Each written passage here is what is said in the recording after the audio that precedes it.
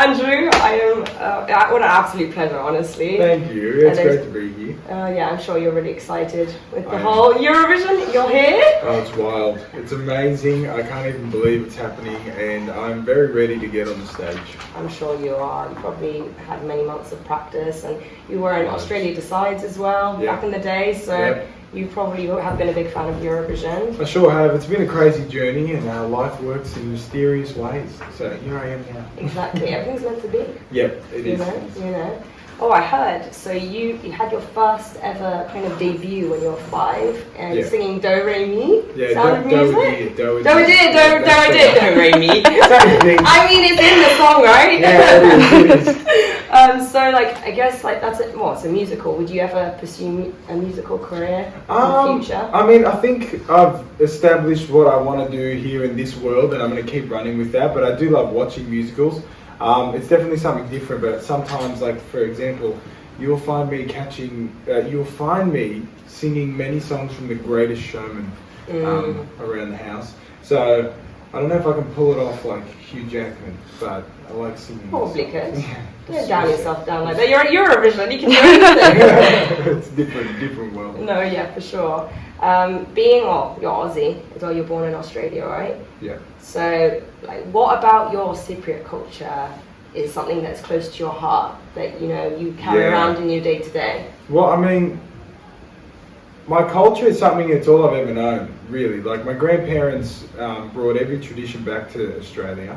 And one thing that sticks out a lot for me as a Cypriot is Easter time.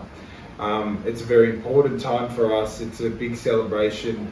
You know, when I was, my whole life, I remember my dad used to wake me up so we could go to church at midnight, and we sing Christos Anesti. And you know, it's something that's just always been a big part of my life, and Easter time, and it's a special time in our family. But there's many, but also during Easter time, we make flauna, which is one of my favourite foods, and because my grandparents are from Bafos, in Bafos we make baskia. Do you know what baskia is? Yeah. Baskia. So we make that. There's just many different things, but Easter time is a very special time. Oh yeah, I know. I grew up with that too. Exactly. With the eggs as well. Yeah, the eggs. You know the deal. Flan is one of my favourite things. So good. I highly recommend, if you go to London, there's a place called Despina's. It's a very hole-in-the-wall place in Southgate, which is a very big Cypriot community in London. Huge. Wow. Everyone. I know this. It's the only Bank of Cyprus in London, I think, and it's there, and everyone's there. But yeah, they've got such good food there, so you should definitely go there with all the baked stuff and goubes. Like I'm obsessed. So food is one of the biggest things, I think, about Cypriot culture. And where would you live if you moved to Cyprus?